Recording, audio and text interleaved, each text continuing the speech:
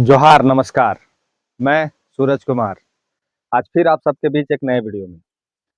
तो जो मैं इस वीडियो में बताने जा रहा हूँ वो झारखंड के दृष्टिकोण से बहुत ही अजीब है। गुंडा राज झारखंड में देखने को मिलता था, लेकिन कुछ वर्ष पूर्व चलती थी गोलियां, लेकिन कुछ वर्ष पूर्व मानना पड़ेगा एक चीज आपको कि बीजेपी का शासन जब था 2014 से 2019, ये मैं बड़ाई नहीं कर रहा हूं लेकिन सच्चाई बता रहा हूं कि बीजेपी का शासन जब था 2014 से 2019 तक के बीच में, तो कानून व्यवस्था नो डाउट एक अच्छी स्थिति में थी।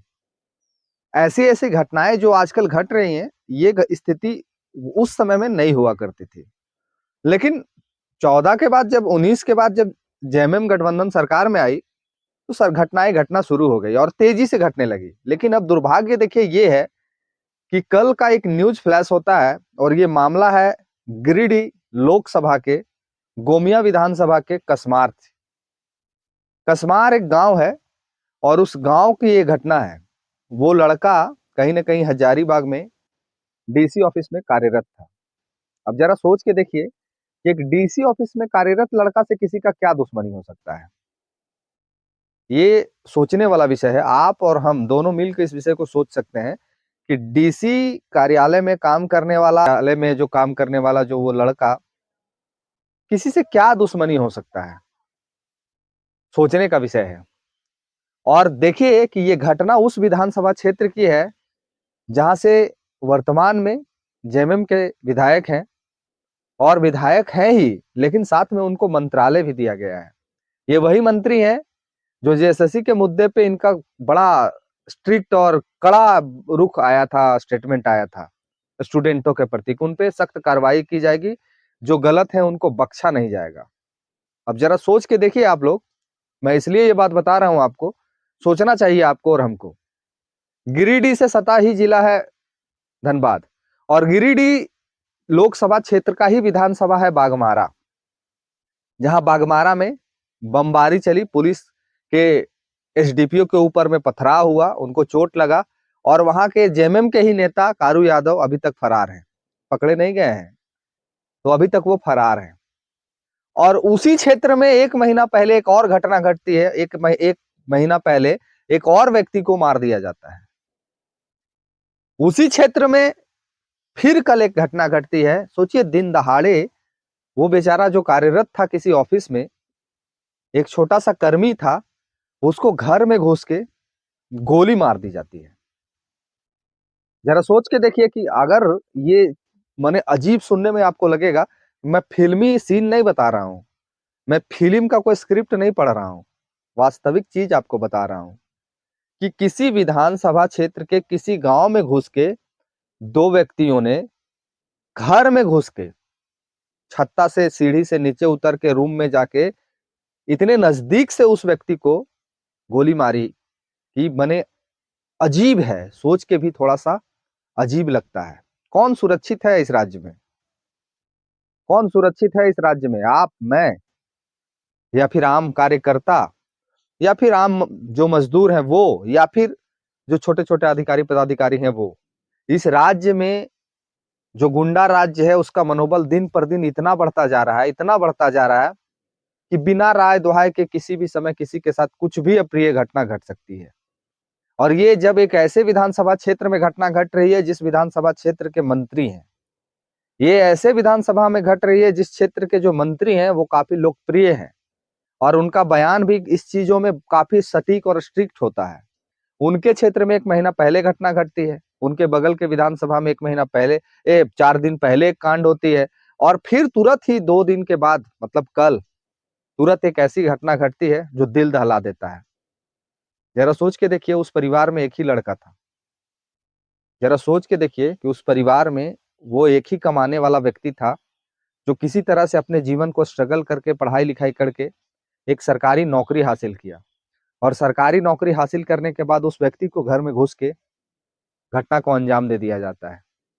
और उसके बाद भी हमारे झारखंड सरकार के मुखिया का अभी तक कोई ट्वीट, कोई, फिर वही बात हो गई कि ट्वीट करने से क्या होता है, कोई भी कड़ा रुख नहीं तैयार किया गया है। जांच का शायद चर्चा होगा, जांच का विषय आएगा, जांच में फिर से वही चीजें होंगी जो आए दिन होते आए हैं।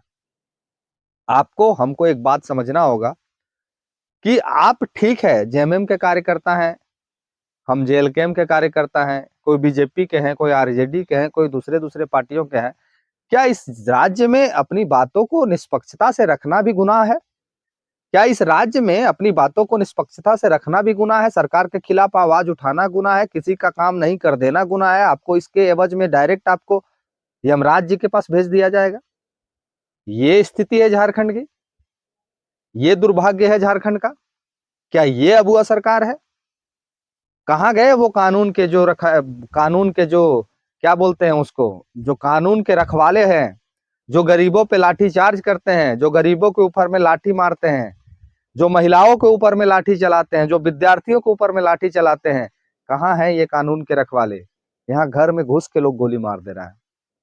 जरा सोच के देखिए कि ये सोच के ही अजीब लग रहा है। इस विषय में फिर से वही चीज देखने को मिला। गिरिडीह क्षेत्र का ये घटना था, गोमिया विधानसभा की ये घटना थी। डुमरी विधायक को फिर पता चलता है कि जेएलकेएम के केंद्रीय अध्यक्ष को फिर पता चला, जैसे ही वो टूसू परब में थे, टूसू परब से तुरंत वहां से 10 मिनट का संबोधन किया और वहां से निकल के उस परिवार के बीच में चले गए, रात में उनके साथ रहे, उनके दाह संस्कार में सम्मिलित हुए, उनके परिवारजनों को संवेदना व्यक्त किया और आश्वासन दिया कि हम आपके साथ हैं, हम आपके बेटे के लिए सरकार से मांग करेंगे, जांच की मांग करेंगे। लेकिन ये कब तक चलेगा? सरकार से मांग, जांच पड़ताल और गरीब मजदूर, असहाय, पीड़ित और मिडिल क्लास फैमिलियों का इस तरह से निर्भीक होके लोगों का निधन हो जाना, निर्भीक होके लोगों का हत्या कर देना, ये कब तक चलेगा?